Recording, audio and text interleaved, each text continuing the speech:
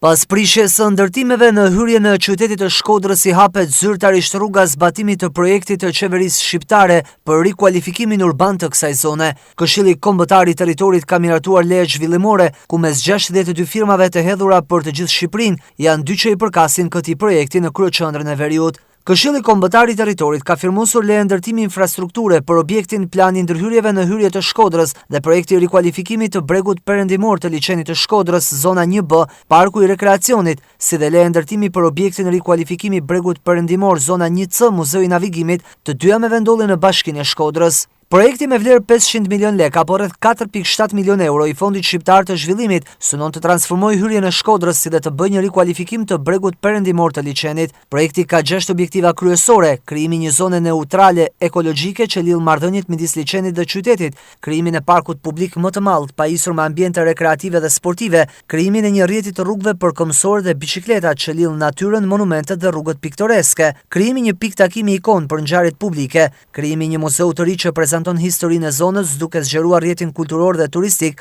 si dhe rindërtimi i portit të Shkodrës për zgjerimin e polit turistik me një rrjet lumor përgjatë ujit. Parku i Lagunës është parashikuar të mbrojë ligatinën e liçenit të Shkodrës duke lejuar përmbytjet e tij në stinën e shirave. Në të njëjtën kohë ofron funksione rekreative në përputhje me përmbytjet e zonës, si ecje për pushim me pamje nga ligatina dhe objektet sportive, ndërsa parku rekreativ është sipërfaqe që ndodhet mes bregut të Bunës dhe rrugës hyrëse. Kjo zonë strategjike minimizon ndërtimet private dhe maksimizon sipërfaqet publike për të krijuar një ndjenjë reale të një parku publik. Ai do të ketë karakter rekreativ për përdorim nga qytetarët, duke kombinuar sipërfaqet e gjelbërta me mjediset publike si zona pushimi, këndëlojrash, zona sportive, zona pikniku e të tjerë, ndërsa ballina ujore që është e vendosur përgjatë lumit Buna mbetet një zonë strategjike që do të shndërrohet një atraksion turistik për të promovuar imazhin e Shkodrës si një kryeqytet modern kulturor. Gjithashtu është parashikuar edhe lidhja me Kalan Rozafar dhe rikualifikimi i rrugës për në këtë objekt. Përveç se në liçen e vjetër, projekti shtrihet edhe në zonën mes 2 bypasseve me një sipërfaqe totale prej rreth 18 hektarësh.